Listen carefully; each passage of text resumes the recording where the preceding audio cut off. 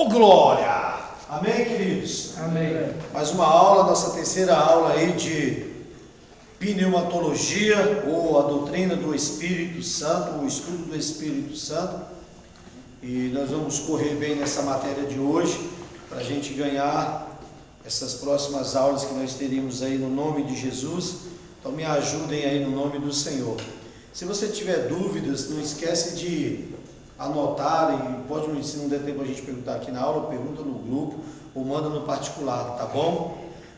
Outra coisa importante, façam as provas. No final da sua apostila aí, pelo menos quase todas, tem um questionário, tem exercício, tem revisão e tem prova. Então é importante fazer isso. Eu não tinha observado todos os detalhes, até porque eu já tinha visto que aqui na minha tem. Mas ainda bem que o Wander foi fazer as provas ontem, né? Eu via falar, falei assim, cadê as provas que ele fala? Aí eu assisti todas as aulas, falei, não tem prova nenhuma não. Falei, deixa eu ver se eu não estou doido, deixa eu fazer tudo de novo. Fiz tudo de novo, falei, realmente não tem não. E ainda bem que as provas estão na apostila, né? Então, a gente vai corrigir essas aí que vem com defeitinho, mas fiquem atentos a isso, ok? Aí na sua página 144, o Espírito Santo e a santificação. O Espírito e a santificação, embora toda a Trindade esteja envolvida, o Espírito, ele santifica. Nós vamos ver alguns argumentos aí de vários teólogos, para a gente poder entender o que alguns pensadores, ou alguns dos nossos pais, apostólicos, ou os pais da igreja primitiva falavam. O plano é de Deus Pai, seu desejo é nada menos que a santificação do mundo inteiro e de todos os seus habitantes. Jesus Cristo morreu para possibilitar esse plano, mas sua obra na cruz já foi concluída. Hoje, o agente ativo indicada pelo título mais comum, o Espírito Santo, e pelos símbolos de purificação que o representam nas Escrituras, água e fogo. O título Espírito Santo aparece 94 vezes no Novo Testamento, inclusive a única ocorrência de Espírito de santificação em Romanos 1,4. Títulos alternados do Espírito aparecem menos frequentemente. Embora alguns talvez argumentem que Espírito Santo seja simples abreviatura de Espírito Santo, o título não pode ser diluído tão levianamente. Deus Pai tem muitos e incomparáveis atributos, e qualquer um deles, a eternidade, a onipotência, a onisciência, poderia ter servido para identificar o Espírito, não apenas a santidade. Os escritores do Novo Testamento empregam tão frequentemente a expressão Espírito Santo por reconhecer a relevância do Espírito para a santificação do mundo. O que ele está argumentando? Espírito Santo, ou Espírito Santo, se referindo à santidade de Deus. Essa questão da santificação, ou da regeneração, ou da transformação do homem, o que eles argumentam? Que alguns têm que ela é independente da justificação da cruz. Eu aceito Jesus, sou salvo, ponto. Mas eu não sou santo, ela é um processo gradativo. Só que essa santificação do Espírito não diminui ou não abala, não tira o poder da regeneração em Cristo. Porque se você parar e pensar o ladrão da cruz, aceitou Jesus sim ou não? Sim, na cruz. Onde? Na cruz. Morreu que hora? De imediato. E que santificação ele teve? Ele provou que não roubava mais depois que saiu? Não, porque ele morreu. Que não ia puxar um baseado? Ou que não ia novamente jogar uma pedra em Jesus? Então essa regeneração, no momento em que eu e você aceitamos Jesus, é igual o Espírito Santo dentro. Aceitou Jesus, Espírito Santo dentro. Santificação, regeneração, santificação, mudança. Espírito Santo sobre, dunamis, fire, poder, unção, autoridade. Então ele dentro de nós é a obra da regeneração, da transformação, da santificação. O selo de Deus. Eu morri, não deu tempo de me santificar, mas eu não fui regenerado por Cristo instantaneamente? Entenderam? Vocês vão ver a briga agora. Os símbolos que os escritores sagrados usavam para representar o Espírito Santo também são esclarecedores. Os rituais de purificação do Antigo Testamento, a respeito de que entramos em pormenores, ou seja, não é tão importante agora, empregam o sangue, a água, o fogo. O sangue indica o ministério de Jesus, a água até certo ponto. O fogo indica o ministério do Espírito Santo. O Espírito de Deus é frequentemente simbolizado pela água, ou em termos usualmente reservados para fluidos, ou seja, derramar, cheios, e até mesmo batizar e batismo. Mais frequentemente o Espírito é simbolizado pelo fogo, ou encontra-se em estreita relação a esses elementos. Eram símbolos poderosos aos ouvidos do judaísmo ou dos judeus, acostumados com os batismos e outros ritos de purificação. E a obra do Espírito Santo talvez se deva em parte ao nosso desconhecimento daqueles rituais. Geralmente, quando se menciona a obra do Espírito Santo no tocante à santificação, faz-se referência a um processo ou experiência que torna a pessoa mais santa. Alguns identificam esse processo com a salvação. Lembra que eu falei agora? Regeneração, salvação, um processo. Santificação. Outros como experiência subsequente. Outros ainda como um processo que inclui duas experiências anteriores a algo mais. Mas a obra santificadora do Espírito é ainda mais ampla. Faz parte do plano integral de Deus para a humanidade, da história da salvação. Nessa definição está incluída a obra em relação aos convertidos e aos não convertidos. Mesmo assim, pessoas preocupadíssimas em saber como se aplica a elas a santificação individual. É muito justa essa preocupação. Afinal de contas, o plano de Deus para o mundo é levado a efeito através de uma pessoa por vez. Perguntas práticas a respeito da santificação podem ser postuladas com muita simplicidade. Antes de nós fazermos essas perguntas: salvação, aceitou Jesus, creu de todo o teu coração, pela graça sois salvos por meio da fé. Não vem de vós, é dom de Deus, não depende de obras. Então, uma vez que lá na cruz Jesus conquistou a salvação, você aceitou Jesus, você está salvo, regenerado. A velha criatura se transforma em uma nova criatura. O espírito que estava como morto agora é renascido. O espírito que estava adormecido no sono do pecado, ele é ressuscitado ou despertado instantaneamente. Salvação. Agora esse espírito que uma vez entrou dentro de nós, começa agora o processo de santificação, de regeneração, de mudança. Eu não sei quantos de vocês, eu preguei esse domingo lá na aula do pastor Edilson, pastor Amado, e eu falei um pouco sobre os ex. Eu sou um ex nada, mas coincidentemente, aí entram os dons do Espírito. Existe a palavra da ciência e a palavra do conhecimento, e Deus, por a sua graça e misericórdia, sempre nos dá uma pequena porção da palavra do conhecimento. E Deus mandou falar sobre facção, e Deus falou: fala sobre a facção e fala sobre a mudança que eu faço na vida de alguém. E quando o Espírito Santo faz isso, você não é bobo, você já sabe que ele quer falar com alguém especificamente. E aí você tendo o dom, Deus te deu o dom, então você flui nele. Então nós falamos sobre isso, e quando terminou, a gente foi embora, o rapaz chamou o pastor Edilson e falou: ainda bem que ele não falou o meu nome, né? Como que ele sabia de tudo isso na minha vida? Então não é que você sabia. O Espírito Santo está convertendo ele ainda, é um processo de mudança. É um rapaz que ainda está envolvido lá, mas está vindo nos cultos. Então, essa santificação começa agora. Mas eu não aceitei Jesus para o céu, na hora que você for. Mas enquanto você não for, começa o processo de santificação. Esse processo pode ser usado através dos dons do Espírito Santo: profecia, revelação, palavra da ciência, palavra do conhecimento, como no dia a dia. Então vamos lá, o que é santificação? O que acontece? Acontece de uma só vez ou é um processo?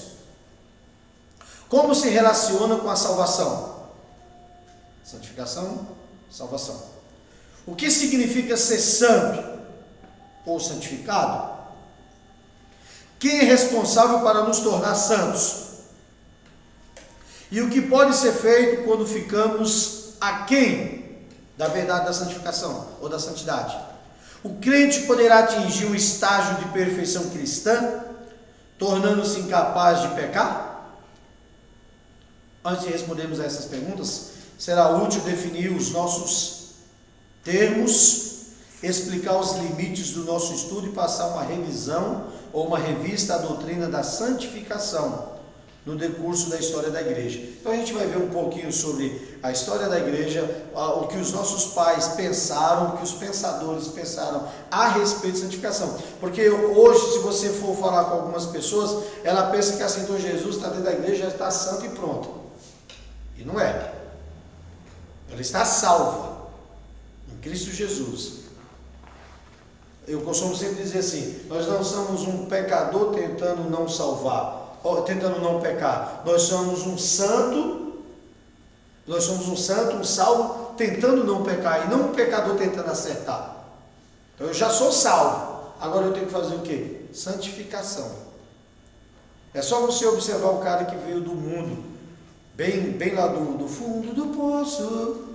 Aí você para e pensa, é normal, cara, se você lembrar quando você aceitou Jesus de verdade, você vai ver que, como você era.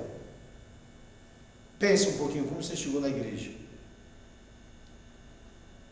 Orgulhoso, vaidoso, mentiroso, raivoso, sei lá, tudo que tiver nuroso aí, horroroso. Mas aí você aceitou Jesus.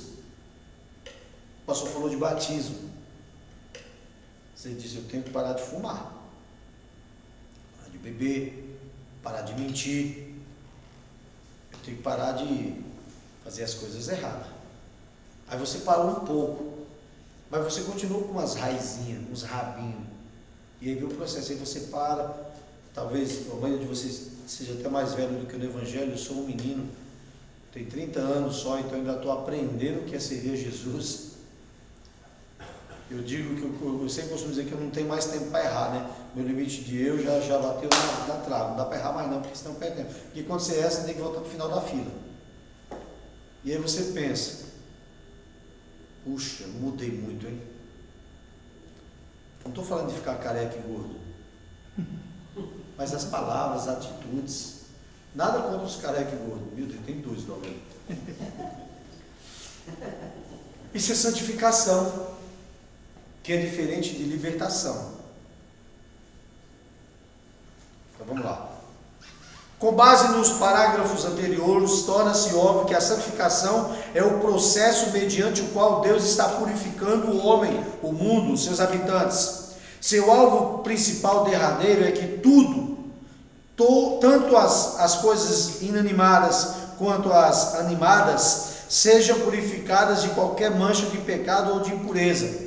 Com essa finalidade, ele tem proporcionado os meios de salvação mediante Jesus Cristo. E o fim dos tempos, ele pretende consignar ao fogo tudo quanto não pôde ou não quer ser purificado, e assim tirar da terra tudo que é pecaminoso. A oportunidade, o momento e a chance é agora. A Bíblia diz: quem é santo, santifique-se mais. Quem é puro, purifique-se mais. Quem é limpo, limpe-se mais. Então o momento é agora. Então para e pensa. Somos líderes, ministros do altar. E aí, Wander, eu me pego pensando numa série de situações e coisas.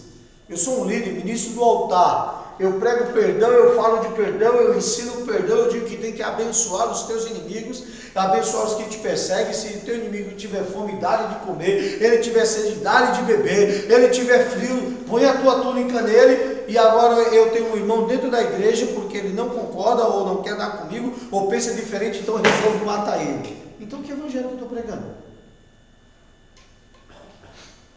Porque os caras furaram o lado de Jesus, queriam quebrar os joelhos de Jesus, mas o Espírito Santo não deixou, porque já era uma promessa. Deram vinagre na boca dele em vez de água. Caravaram uma coroa de espinho na cabeça dele, que espinhos enfiaram no seu couro cabeludo, no seu crânio.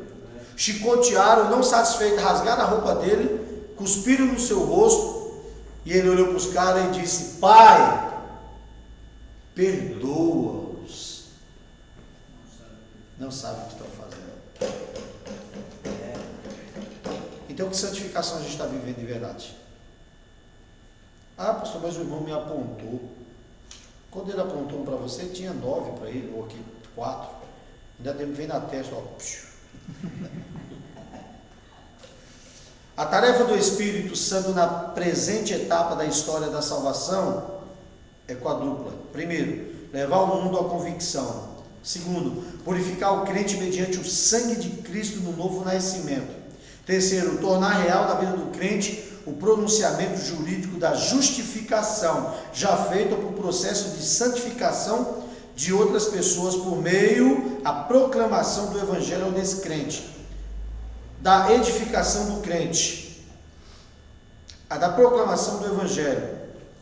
É comum os teólogos empregarem o termo santificação somente com referência à terceira dessas 4 tarefas do Espírito Santo. Nesse sentido mais estreito, aí tem um autor aí, A. Strong, define a santificação como aquela operação contínua do Espírito Santo, mediante a qual a santa disposição outorgada da regeneração é mantida e fortalecida. Segundo este pensador, nesse sentido, a santificação é definida como uma operação contínua do Espírito Santo, mediante a disposição da regeneração. Uma vez que você aceitou Jesus, você foi regenerado, agora o Espírito Santo opera, ou ele faz uma contínua operação, ou seja, ele não para, é sempre, é todos os dias, é todos os momentos. Estão comigo aí? Charles Hurley concorda com o 9º Catecismo de Westminster, que diz assim: define a santificação como a obra da livre graça de Deus, pela qual somos renovados em todo o nosso ser. É a livre graça de Deus manifesta, renovando todo o nosso ser. Estão comigo? Amém. Segundo a imagem de Deus, e habitante ou habita em nós, e faz com que a cada dia venha morrer o pecado dentro de nós, e traz a justiça, ou seja, vivifica a justiça em nós.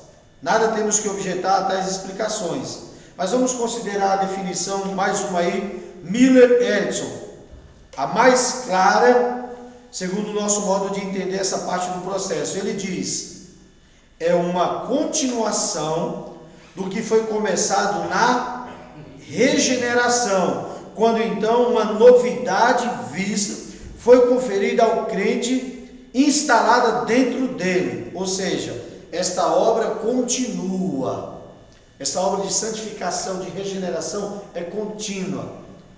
Vale ressaltar uma coisa específica aqui: só existe santificação, regeneração, mudança se você quiser.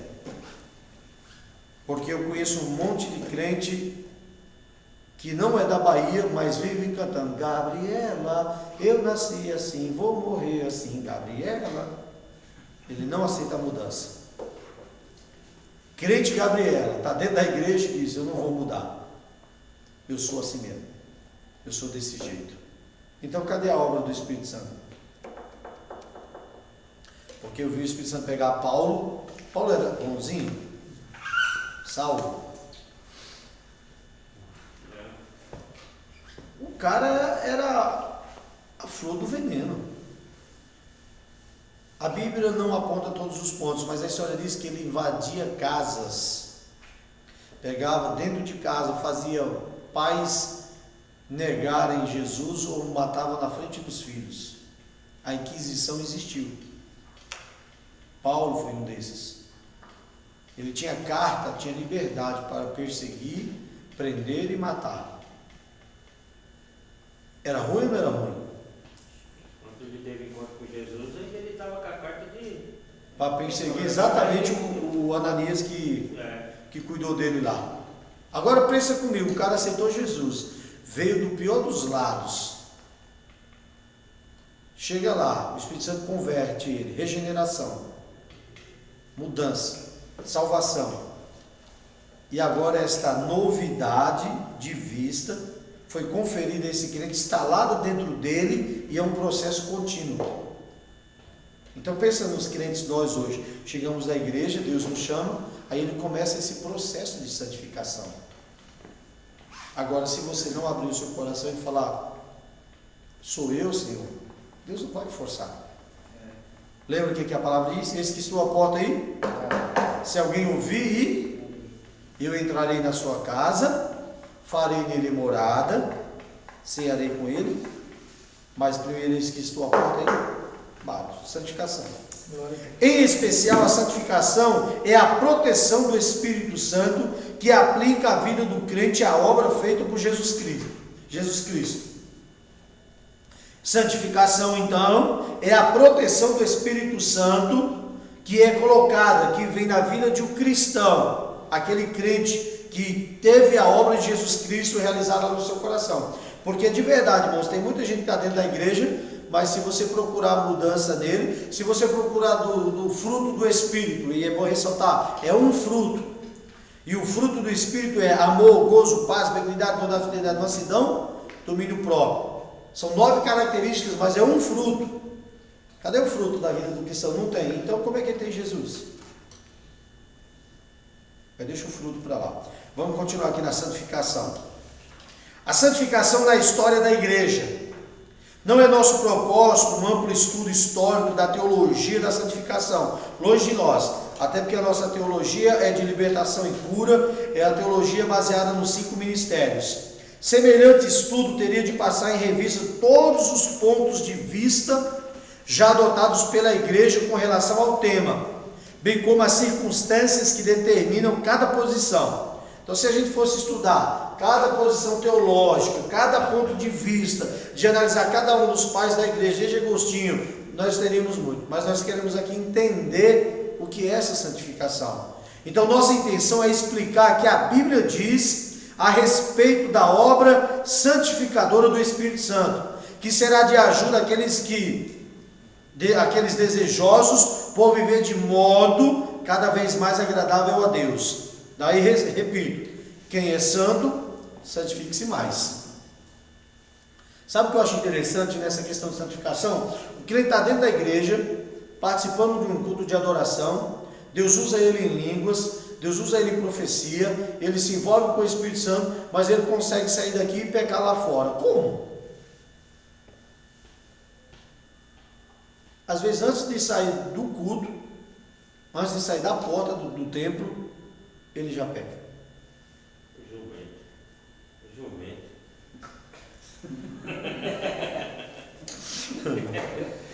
Em todas as eras, inclusive a nossa, a igreja tem apresentado pontos fortes e também fraquezas em sua teologia. Essa variação pode ser entendida pela observação do fluxo e refluxo histórico de várias doutrinas do passado, devido às limitações de espaço. Não há como incluir aqui um amplo estudo da teologia histórica da santificação. Nosso estudo, no entanto, poderá servir de guia ao desenvolvimento dessa doutrina. Por mais que alguém possa aprender de semelhante estudo, é reconfortante saber que há pessoas na igreja que estão envolvidas com implicações práticas dessa doutrina. Pessoas que estão preocupadas. Profeta na igreja é o cara da santificação. O mestre ensina com muito amor, e ele mostra o que é certo e o que é errado. Mas, irmão, não tem coisa melhor quando o profeta põe o dedo na tua cara e fala: velho, se santifique, irmão, porque o inferno existe. E aí você vai para cá falando: caramba, mano, o cara já veio pôr o dedo na minha cara, velho, não conhece a minha vida, não sabe quem eu sou. Quando você chega em casa, você fala: meu Deus, fiquei assistindo Big Brother, meu Deus, fiz isso, meu Deus, fiz aquilo, meu Deus, berrei com a minha mulher, Jesus, falei que o pastor era gordo e cabeçudo, com aquele cabelinho curtinho, agora ficou pior. Aí você fala: não é que o profeta tinha razão? Porque a gente espera que o profeta venha e fala e diga o que você fez. Não precisa disso, irmão. Ouça, Deus só levanta o profeta para pôr o dedo na tua cara e falar em profecia com você quando você desobedecer os outros modos de Jesus falar. Jesus fala primeiro na palavra, Jesus fala ao coração, Jesus te dá o discernimento, Jesus fala na natureza, Jesus fala na mensagem pregada, aí se você não escuta, Deus usa o profeta aí para te despertar, e se você não escuta ainda, aí vem um profeta no meio do culto e fala: ei, eu vi que você fez de madrugada no quarto tal hora. Aí você... Mas essa foi a última opção que Deus teve. Ainda bem que é só aluno aqui, porque a cara de vocês agora mudou. Calma que Deus não revelou ninguém. Nosso estudo serve então como um guia de desenvolvimento. Os primeiros seguidores de Jesus esperavam e pregavam a sua volta a qualquer momento. Deixa eu abrir um parênteses aqui. É preciso voltar a esse tempo, viu? Jesus pode voltar a qualquer momento. Eu não estou falando de Jesus voltar particularmente igual Jesus voltou essa semana para Voltelma. Jesus voltou aí para vários irmãos que a gente amava aí, apóstolos, profetas, mestres. Eu não sabia, mas o Tebe Oshua Jesus voltou para ele. Um dos caras que eu admirava assim de montão. Joshua. É o africano? É o africano. Foi? Foi. Nossa. Eu não sabia que Jesus tinha levado Tem ele. 2 semanas já. Tem 2 semanas. 2, 3 semanas, né? Eu fiquei sabendo, acho que domingo, esses dias aí. E eu fiquei, cara, eu sou fãzão dele, eu acompanho a TV dele, né? A TV Emanuel. Nossa, muito usado. E eu falei: Jesus, e agora? Quem vai ficar no lugar dele? Jesus falou: manda o Demetrio.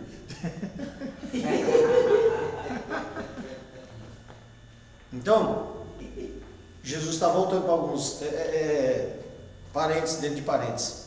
Deus recolheu os nossos maiores evangelistas. Para quê? Para a semente. Quando uma semente é plantada e uma semente é boa, ela produz muitos frutos. Então tá aí Maurício, tá aí vocês que têm uma unção evangelística, tá na hora de vocês ficar doidos, velho. Fazer igual. Alguém viu? Já viu? Além de você, já viram os vídeos desse cara? Como que Deus usava ele? Depois eu mostro para vocês. Os primeiros seguidores de Jesus esperavam e pregavam a sua volta a qualquer momento. Por isso enfatizavam grandemente a salvação e o evangelismo. O que é que nós temos enfatizado? Salvação e evangelismo. Esse mês nós começamos agora os meses, trimestre da unção de evangelistas. Então a gente tem a cruzada sábado lá em Ferraz, no outro sábado aqui, no domingo lá na Zona Sul, vou estar lá, e mais uma série que já está sendo marcada de cruzadas aí. E aí a gente pensa, não é hora de Deus ativar os evangelistas? Então é salvação e evangelismo. Então pensa um pouquinho. Se Jesus voltar hoje, como que está o nosso nível de santificação? E o mundo que está perecendo? No decurso dos anos, tardando a segunda vinda de Jesus, segundo alguns, os escritos do Novo Testamento indicam certos problemas surgidos na igreja. Por exemplo, alguns crentes não viviam uma vida de santidade, mas usavam a liberdade do código legal judaico como desculpa ao comportamento licencioso. Encontramos tal atitude nas igrejas de Corinto, Galácia, Colossos e nos registros de Apocalipse 2 e 3. Outros, os judaizantes, argumentavam que a solução era que todos os cristãos, tanto gentios quanto judaicos, obedecessem à lei mosaica. Doutrina ensinada que a igreja controlava uma tesouraria de méritos, que podia ser creditado na conta do fiel necessitado. Depois do batismo cristão, os pecados venais podiam ser contrabalanceados pelos sacramentos da comunhão, ao passo que os pecados mortais, que são os mais graves, exigiam algumas formas de penitência. Os líderes da reforma afligiam-se com a corrupção que viam dentro da Igreja Católica Romana. Consequentemente, diminuíam o papel da igreja institucional e dos sacramentos na santificação. Argumentavam que a santificação era obra do Espírito, primeiramente através da palavra e, secundariamente, através dos sacramentos. Também diziam que a justificação produz a força motivadora na santificação. Lembra que eu falei justificação? Quando você aceita Jesus, então eles diziam que essa justificação em Cristo produzia força para que você se tornasse santo, ou seja, para que a obra da santificação acontecesse. Os petistas, os petistas e os metodistas, desesperados com a falta da vitalidade espiritual das suas próprias fileiras, deslocaram o processo da santificação para ainda mais longe do controle da igreja. Sustentavam que o Espírito Santo realizava essa obra por meio do amor, da devoção e da obediência a Cristo, por parte do crente, juntamente com um desejo pela santidade, prática e esforço em prol da perfeição. Enfatizavam o relacionamento espiritual pessoal, mas que a participação de uma atividade patrocinada pela igreja institucional, os sacramentos, no catolicismo, ou a pregação da palavra no luterianismo. Então eles começavam a dizer assim, relacionamento, buscar mais, amor, esforço pessoal, é isso que nos leva à santificação. Não está de todo errado, tudo isso faz parte, mas sem a obra do Espírito Santo, esforço de si próprio não consegue. Ninguém é salvo, ninguém é santo por si próprio, se o Espírito Santo não entrar e não fizer a obra. O próprio John Wesley, e eu digo de passagem porque eu amo John Wesley, eu gosto muito dos materiais dele, eu uso muitas coisas dele, mas tudo que nós usamos nós temos que ter o controle, a dosagem. O próprio John Wesley assumiu uma posição ainda mais extrema. Ensinava que aqueles que não tinham vitalidade espiritual haviam sido salvos, mas não santificados. Acreditava que a justificação e a santificação eram obras separadas da graça. A salvação era a primeira e a santificação a segunda. Frequentemente chamava essa última obra perfeição cristã, afirmando que ela excluía qualquer transgressão voluntária das leis de Deus. Estava disposto a reconhecer que transgressões involuntárias ainda podiam ocorrer. Definia essa perfeição como amar a Deus e ao próximo, tendo a mente que estava em Cristo Jesus. O fruto integral do Espírito na alma do crente e a imagem moral de Deus renovada na sua retidão e na verdadeira santidade.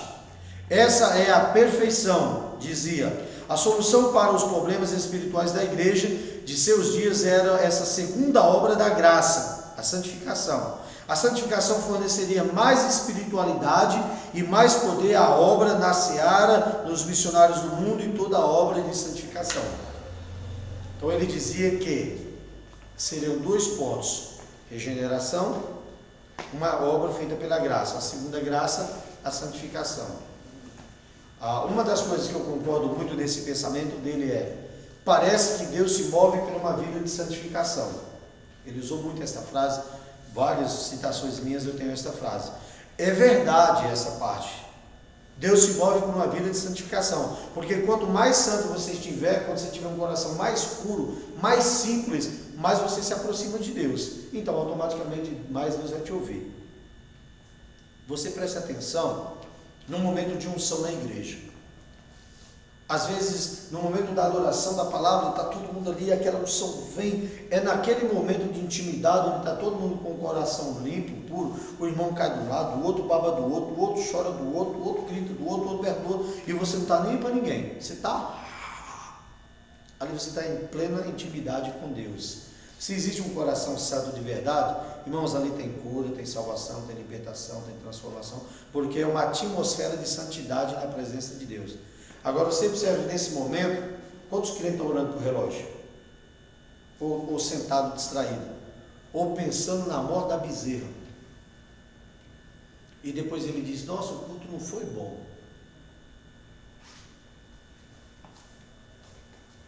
O movimento da santidade nos meados do século XIX, ao início do século XX, vendo a espiritualidade ofuscada em suas denominações, que passavam a ser ex-denominações, adotaram muitas das características do metodismo primitivo. Essas características incluíam a distinção entre a primeira obra da graça e uma segunda obra, e a ênfase na espiritualidade pessoal. Em muitos casos, essa segunda obra era identificada como o batismo do Espírito Santo, que era um erro. Da mesma maneira que nos ensinos de John Wesley, tal experiência era a responsável tanto pelo aumento da espiritualidade ou santidade, quanto pelo incremento de poder para o serviço cristão. Então começaram a fazer essa confusão, ou esses questionamentos a respeito desse movimento, porque a igreja começou a esfriar. Então eles transformaram essa ativação do batismo com o Espírito Santo em uma segunda graça, ou trabalhando na linha da segunda graça, que ao ser batizado eles se tornavam mais santos. E na verdade o batismo com o Espírito Santo pode trazer santidade, sim, mas ele é muito claro, é receber poder, dunamis, autoridade, para ser minhas testemunhas. É uma capacitação do alto, é uma autoridade nova de Deus sobre a vida do cristão, para que ele venha ser testemunho da obra de Jesus, porque confundem com falar línguas, confundem com ser santos, confundem com um monte de coisa, e nós temos que saber separar. Mas vocês são pastores, amém? Amém. Homens maduros, filhos ruivos. Outros líderes eclesiásticos da época concordavam com os grupos da santidade quanto a igreja precisava da renovação, mas discordavam da solução deles. Um deles era Charles Finney, cuja abordagem era mais modesta. Ele concordava com o ensino wesleyano de uma segunda obra, instantânea, da graça, mas não a considerava uma obra de santificação. Tratava-se para ele de um revestimento de poder. Estão comigo aí? Amém. Reuben foi outro líder eclesiástico destacado no assunto. Encorajado pelo evangelista Darwin, olhava a doutrina de um prisma um pouco diferente. Ensinava que a santificação era um processo, mas que o poder para o serviço provinha do batismo no Espírito Santo. Em outras palavras, rejeitava a identificação definida pelo movimento santidade, do batismo no Espírito, como uma segunda obra da graça, que produzia a santidade, porém mantinha a expressão batismo no Espírito Santo. Concordava ser ela subsequente à salvação, e ensinava que era exclusivamente um dom divino de poder espiritual. Entenderam? Concordava em parte, mas não. A ênfase cada vez maior da obra do Espírito Santo, em fins do século XIX, preparou o caminho para a renovação do pentecostalismo, no começo do século XX. Alguns dos primeiros pentecostais, porém, argumentavam que o batismo no Espírito Santo era uma terceira obra da graça, ou seja, salvação, mediante a qual a pessoa era purificada dos pecados da vida e regenerada. Santificação, que é o segundo, que otorgava a vitória sobre o pecado nesta vida, no sentido wesleyano. E o batismo no Espírito Santo, que é a terceira, que revestia o crente de poder para servir a Deus e ao próximo. Hoje a gente pega as coisas mais estudadas, detalhadas, mas olha um monte de coisa que esses caras tinham que entender. É por isso que eu defendo que a gente precisa estudar teologia, para saber como que as coisas chegaram até nós, e para nós aprendermos a filtrar e a ter entendimento. Estão comigo? Amém. Essas duas últimas obras da graça pareciam relegar o restante da igreja a uma condição espiritual inferior, situação que encorajava um eletismo espiritual pentecostal. Os não pentecostais não demoraram a caracterizar os pentecostais como elitistas, inclusive os que não haviam adotado posições tão exageradas. Infelizmente, a doutrina da santificação parece ter se perdido no fragor da batalha. Atualmente, há urgente necessidade de renovada ênfase à doutrina da santificação nos ciclos pentecostais. Em primeiro lugar, porque raros são os pentecostais que hoje aceitariam a ideia de estar precisando de renovação espiritual. Então, pouca gente acha que precisa melhorar, todo mundo já acha que está bom demais. Eu não sou tão antigo, falei para vocês, eu sou um menino do Evangelho, 30 anos, estou aprendendo. Mas nós falávamos muito mais de santidade. Nós falávamos antigamente muito mais de regeneração, de santificação. Hoje, eu não tenho nada contra a maquininha de fumaça, eu tenho aí. No último dos jovens colocaram tanta fumaça que a gente pensou que tinha sido arrebatado para o céu. Não tenho nada contra o jogo de luz, nós temos aí também, os leis, os negócios. Mas isso não traz santificação. Não tenho nada contra nenhuma estratégia que é usada. Mas se não tiver santificação,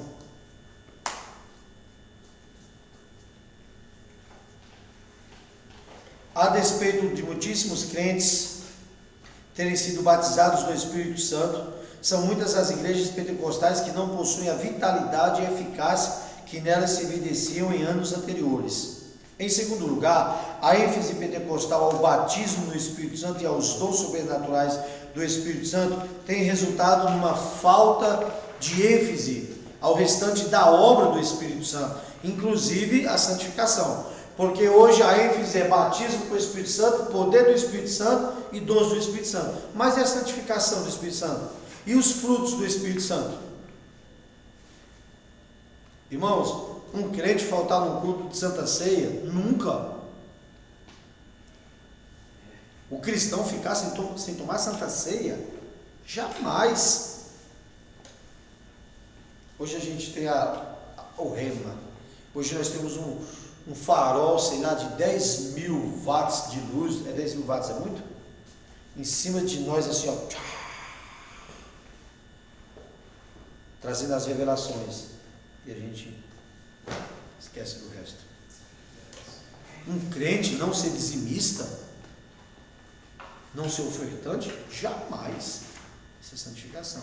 Ele não dava o dízimo que o pastor falava, porque a gente falava menos ainda em oferta e em dízimo, mas éramos muito mais dizimistas e ofertantes. Hoje o cara arruma emprego, ganha bem, some da igreja, fica desempregado, passa necessidade, volta à igreja. Não vocês. Em terceiro lugar, a aceitação mais generalizada dos pentecostais e dos carismáticos parece ser ameaçado a distinção tradicional entre a igreja e o mundo, lançando dúvidas sobre muitos dos antigos padrões de santidade. E finalmente, os pentecostais de hoje dão mais valor, ou muito valor, à popularidade que acabaram de conquistar e no afã de preservá-la, zelam por evitar qualquer aparência de elitismo espiritual. Tipo, eu sou moderno, eu sou atual. Tá ligado, irmão? Não é pai do Senhor, não. E aí, pastor, tá na parada o bagulho? É nóis, sempre. Não é pecado nada disso. Mas hoje eu não tenho nada contra o paletó, quase não uso, é raridade. Mas hoje, só se for para ser assim, eu não quero usar na igreja. Mas se eu tiver de me aparecer no meio dos caras de elite, aí eu quero ir de paletó, que é para eles saberem que eu sou pastor. E não é o paletó que faz o crente. A gente está tão preocupado em agradar, em estar no ânforo de ver todo mundo do nosso lado, que a gente tem preocupado. Mas e a santidade? Eu estou na rodinha, os caras falam palavrão, xinga, mente, mas eu preciso estar na rodinha, porque senão eu não estou enturmado.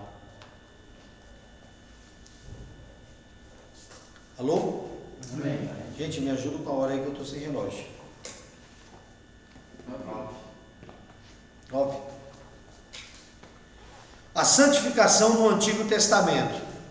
Vamos concluir essa parte aí e a gente vai para a promessa profética. Estão comigo aí? Amém. Kadash e seus cognatos. A palavra hebraica kadosh, frequentemente traduzida por ser santo, tem a ideia básica de separação do uso comum para a dedicação a Deus e ao seu serviço. Então, separado, reservado, tirado do meio. É encontrado na Bíblia como o verbo é estar separado, ser consagrado. E o adjetivo também sagrado, santo, dedicado. Objeto, lugar ou pessoa. Quer se aplique a qualidade ao próprio Deus, atribuído a ele, quer lugares, objetos, pessoas ou datas santificadas por ele. Só um parênteses nessas datas santificadas por ele. A gente comemora tantas coisas aí, por que não comemora as festas bíblicas?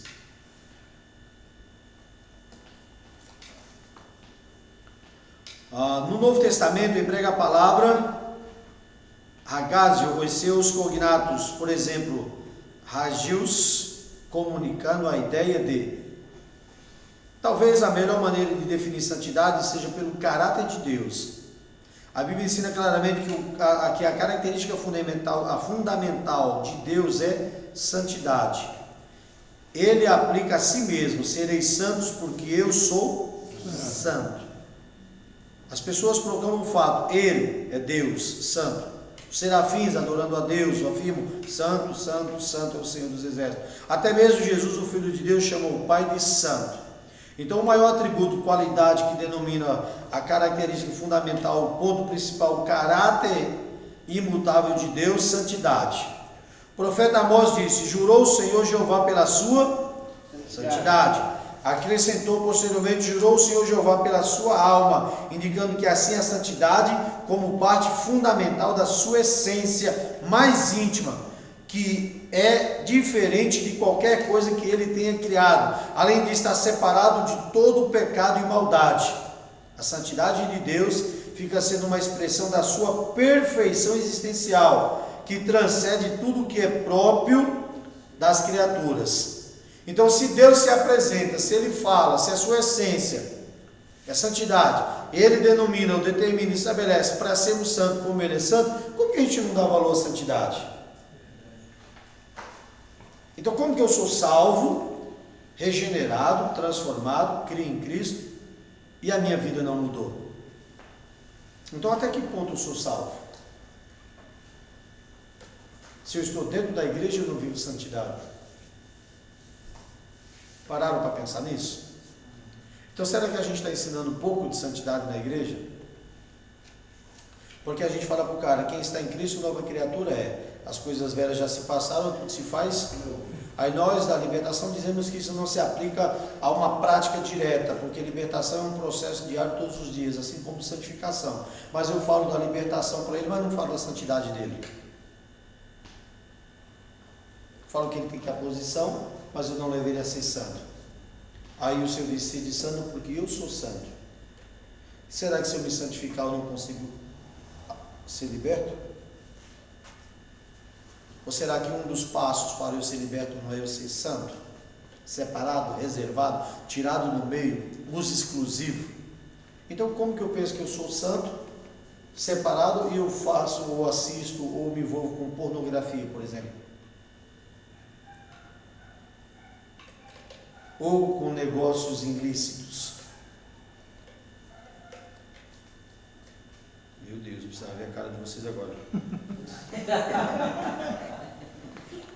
Talvez a palavra que hoje comunique melhor essa ideia seja alienação. E se pudermos deixar de lado sua conotação frequentemente negativa, a santidade no seu sentido mais básico não é humana nem terrestre, pertence a outra esfera. Isto quer dizer um Deus santo e um Deus totalmente separado e distinto de sua criação, o oposto ao ensino do panteísmo. Entendemos que essa qualidade da santidade seja o caráter essencial de deidade que Ele pode outorgar. O que mais nos interessa é a maneira como Deus outorga ou libera, coloca sobre nós essa qualidade, mormente no que diz respeito ao indivíduo. O problema é que a raça humana, desde a queda, vive num mundo caído e não é santa. Mesmo assim, Deus deseja comunhão conosco, e como Ele não pode se tornar menos santo para ter comunhão conosco, é nosso dever nos tornar o mais santo possível. Deus comunica essa ideia de várias maneiras no Antigo Testamento. Primeiro diz ao seu povo: sereis santos porque eu sou santo. Depois consagra uma variedade de coisas para facilitar a comunhão com o seu povo, sua nação santa, um sacerdócio santo para oficiar como uma nação santa, vestes santas, um tabernáculo santo, um templo santo, para ele habitar entre o seu povo. Dias santos, que são as festas bíblicas, em que todos deveriam cessar as tarefas comuns a fim de adorar a Deus, até mesmo água santa para a purificação de indivíduos impuros. Então essas coisas, essas ferramentas, essas maneiras, essas formas, essas qualidades, esses pormenores que Deus vem trazendo é para que a gente entenda que nós precisamos ser santos. E que a santidade de Deus em nós é para nos levar o máximo possível à intimidade. Porque se Ele é plenamente santo, como que Ele vai se relacionar conosco de qualquer maneira? Por isso, querido, pensa nisso. Pensa nisso. Tower e seus cognatos, a palavra hebraica tower não é tão comum como Kadash no Antigo Testamento, mas com certeza é igualmente importante para compreendermos santificação. O significado da raiz verbal é estar limpo, estar puro. Essa pureza pode ser cerimonial, moral ou até mesmo a pureza relativa a um mental. Quanto ao uso da palavra, parece não haver muita distinção entre limpar a impureza física, a contaminação provocada pelo contato com substâncias imundas, e a espiritual, a corrupção moral. O primeiro uso é bem mais comum, enquanto o último parece ser uma extensa lógica. Ao todo, os substantivos desse grupo aparecem apenas 19 vezes, mais o adjetivo 90 vezes. Em Gênesis é usado somente com respeito aos animais limpos. Em Êxodo, somente em relação a materiais puros, especialmente o ouro puro. Levítico tende a usá-lo em termos de pureza cerimonial, da mesma forma que Números. A mudança no concreto para o abstrato é instrutiva, pois ilustra essa transição. Declara que as palavras do Senhor são puras. Deus é tão puro de olhos que não pode ver o mal, pelo menos não com aprovação. O temor que o indivíduo tem ao Senhor é puro. O salmista exclama: cria em mim, ó Deus, um coração puro. Ezequiel diz que Deus purificará o seu povo da idolatria.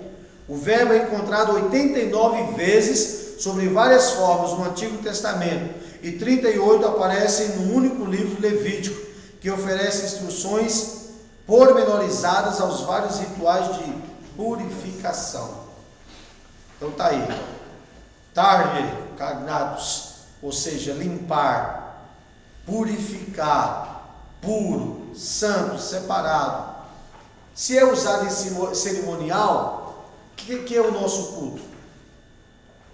É um ritual, é uma cerimônia de adoração.